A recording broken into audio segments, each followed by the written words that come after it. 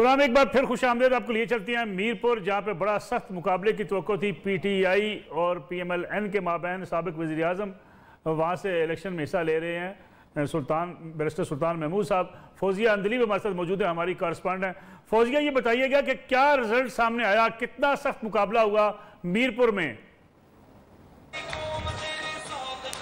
जी, आपको बताती चलूं कि हल्का LA3 जिसमें कांटेदार मुकाबला होने जा रहा था और मुस्लिम लीग नून के यहाँ पे जो उम्मीदवार थे चौधरी सईद साहब, और दूसरी तरफ पाकिस्तान तहरीक इंसाफ के थे बैरिस्टर सुल्तान महमूद चौधरी साहब, इन दोनों के दरमियान कांटेदार मुकाबला था। लेकिन जो है जब नताइज सामने आए तो हमने देखा कि बैरिस्टर सुल्तान महमूद चौधरी साहब जो पाकिस्तान तहरीक इंसाफ के कैंडिडेट हैं, वो तकरीबन 4000 वोट की लीड से जीत रहे हैं।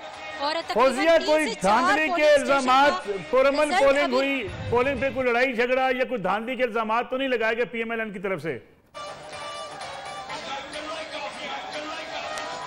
आपकी आवाज थोड़ी कम आ रही है। मैं फौजिया, कोई धांधली के रिगिंग के इल्जामात तो नहीं लगे जो है वो PMLN की तरफ से? हल्का LA3 की बात की जाए, हल्का LA3 मीरपुर की, तो यहाँ पे हम फील्ड में भी थे, लेकिन सब तरफ यही कहा जा रहा था कि साफ शफाफ जो इंतखाबात हैं वो हो रहे हैं। अभी तक तो ऐसी कोई बात सामने नहीं आई थी। ठीक है, चलते हैं मुजफ्फराबाद, जहाँ हमारे साथ मौजूद हैं फरीद रईस साहब और जावेद बलोच साहब। फरीद रईस साहब, पोजीशन थोड़ी सी वाज़ेह हो चुकी है मेरे ख्याल में, अक्सरियत जो सीटों पर PTI को लीड हासिल है। जी बिल्कुल नसरुल्लाह मलिक साहब, इससे पहले भी हमने जब बात कर रहे थे आप भी हमारे साथ मौजूद थे और ये बात हमने देखी वाज़े तौर के ऊपर कि जो वफाक में हुकूमत है वही हुकूमत जो है वो आज़ाद जम्मू कश्मीर के अंदर भी वही हुकूमत बनाने में कामयाब रहती है। ये एक रीत है, चलती चली आ रही है और इस बार भी जो नताइज हैं वो उससे कुछ ज़्यादा, या जो रीत है वो टूटती हुई नज़र नहीं आती है। बुनियादी तौर के ऊपर कि पाकिस्तान तहरीक इंसाफ की जो नशिस्तें हैं वो कितनी नशिस्तें लेने में कामयाब होती है, आया वो अपनी सिंपल जो मेजॉरिटी है वो बनाने में कामयाब होती है, या फिर उसको यहाँ पे दीगर जो इत्तेहादी जमातें होंगी जिनसे वो इत्तेहाद करेगी उसका सहारा लेना पड़ेगा। ये पहले तय हो चुका है कि मुस्लिम कॉन्फ्रेंस सपोर्ट करेगी PTI की हुकूमत साजी में। जी हाँ, उसी चीज़ के ऊपर मैं उन्हीं अलाइज की बात कर रहा हूं मैं कि वही वो अलाइज होंगे जिनके साथ उन्होंने अंडरस्टैंडिंग की हुई होगी, जिनके साथ उनकी अंडरस्टैंडिंग होगी, उन्हीं की नशिस्तें अगर जो उनके अलाइज हैं जो जीतेंगे उनके साथ ही जो है पाकिस्तान तहरीक इंसाफ को अगर कहीं से कमी होगी तो वो उनके साथ एडजस्टमेंट करेगी और यही वो एडजस्टमेंट होगी जिसकी बुनियाद के ऊपर PTI यहाँ पर हुकूमत बनाएगी। मजमूई तौर के ऊपर अगर आप देखें अमन अमान की भी बात मैं ज़रा यहाँ पर बता दूँ कि ओवरऑल जो ये इलेक्शन रहा है, हमने बहुत सारे लोगों से बात की, उनसे मिले भी और जो उनसे गुफ्तगू हुई उनके मुताबिक ये था कि फर्स्ट टाइम ऐसा हुआ है यहाँ पर आज़ाद जम्मू कश्मीर के कानून साज असम्बली के इंतखाबात के अंदर के इससे पहले 2 पार्टी थी उनके दरमियान था, लेकिन पाकिस्तान तहरीक इंसाफ के आ जाने के बाद हमने देखा कि वॉर ऑफ वर्ड्स जो है उसमें बहुत ज़्यादा इजाफा हुआ। उसके अंदर जो है वो पाकिस्तान तहरीक इंसाफ की तरफ से जिस तरह की जुबान, जिस तरह की चीज़ें इस्तेमाल हुई और उसके बाद उनके जो वफाकी वुज़रा रहे, जिस तरह की कानून की खिलाफ वर्जी वाला मामला है। जावेद बलोच साहब, क्या सूरत हाल है? आपको लगता है कि सिर्फ शिकायत PMLN को है या पीपल्स पार्टी को भी इलेक्शन नताइज के हवाले से शिकायत हैं?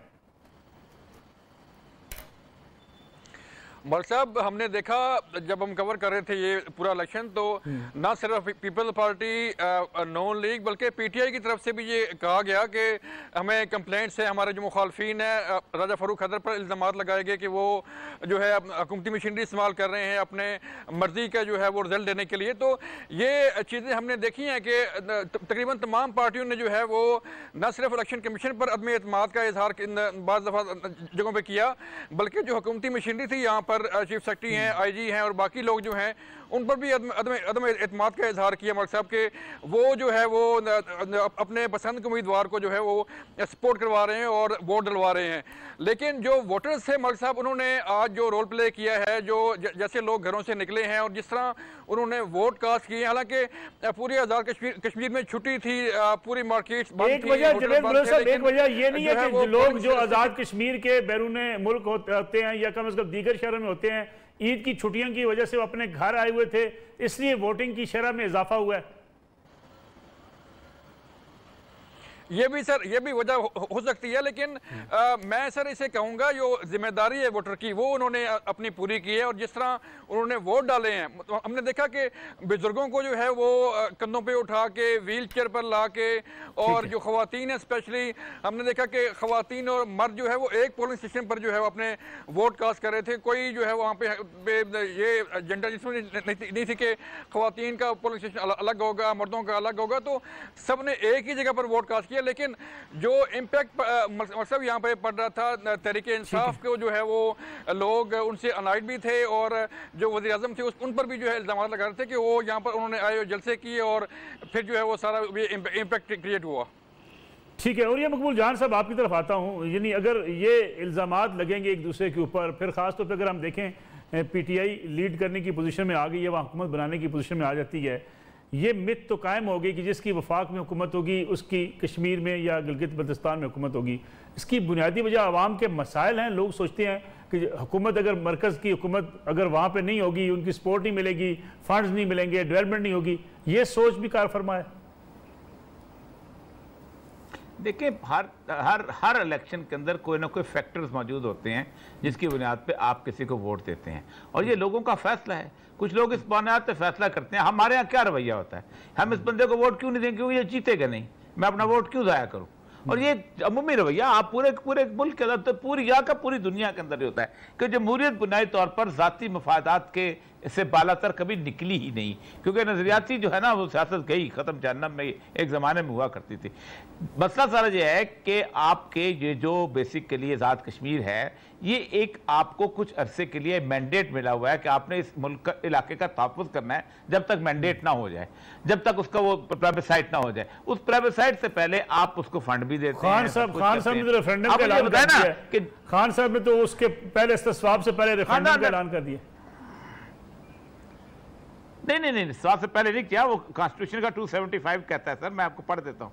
कॉन्स्टिट्यूशन का 275 कहता है कि जब एक दफ़ा इलेक्शन हो जाएंगे तो फिर उसके बाद जब पाकिस्तान में शामिल हो जाएगा, तो आगे मैं आपको पढ़ देता हूँ अगर आप कहते हैं तो फिर उसके बाद पाकिस्तान के रिलेशनशिप जो हैं वो कश्मीरियों की मर्जी मुताबिक तय होंगे। लेकिन औरिया साहब उसकी पहली शर्त यह है कि इंडियन फोर्सेज ऑक्युपाइड कश्मीर को छोड़ेंगी, फोर्सेज वहां से निकलेंगी। सर नहीं, वो उसके बाद की बात है। ये जो इमरान खान ने बात की ना, हम कंफ्यूज ना करें इस बात को। इमरान खान ने जो बात की है, मैं मेरे सामने आपको भी पढ़ देता हूँ। वो उसका जो आर्टिकल है ना, उसका वो अभी आपको 275 आर्टिकल है, ये मेरे साथ। उसके अंदर आर्टिकल के अंदर ये बेसिकली बकायदा वाज़े लिखा हुआ है कि जब इस्तिस्वाब हो जाएगा और कश्मीरी पाकिस्तान के साथ मिल जाएंगे, फिर उसके बाद एक रेफरेंडम जो है कॉन्स्टिट्यूशन कहता है कि फिर कश्मीर, मैं उसी का जिक्र कर रहा हूं, पहले इस्तिस्वाब होगा, कश्मीरी मिल जाएंगे, उसके बाद रेफरेंडम हो सकेगा। हाँ, वो 9 मंजिल होगा, 9 सलादा नाचेगी, वो बड़ा लंबा काम है। तो एक सियासी मैं कह रहा हूँ कि यही गिलगित बल्तिस्तान का हाल है यही। और 1991 से पहले 1991 का बजट क्योंकि बलूचिस्तान का मैंने बनाया था, इसलिए मुझे याद है अच्छी तरह कि 1991 से पहले होता जाता कि deficit picked up with the federal government और सरप्लस जो था वापस होता। सरप्लस कभी होता नहीं था, तो बलूचिस्तान को भी हमने ऐसे बनाया हुआ था, और बलूचिस्तान में भी उसी की हुकूमत होती थी जिसकी फेडरल गवर्नमेंट में हुकूमत होती थी।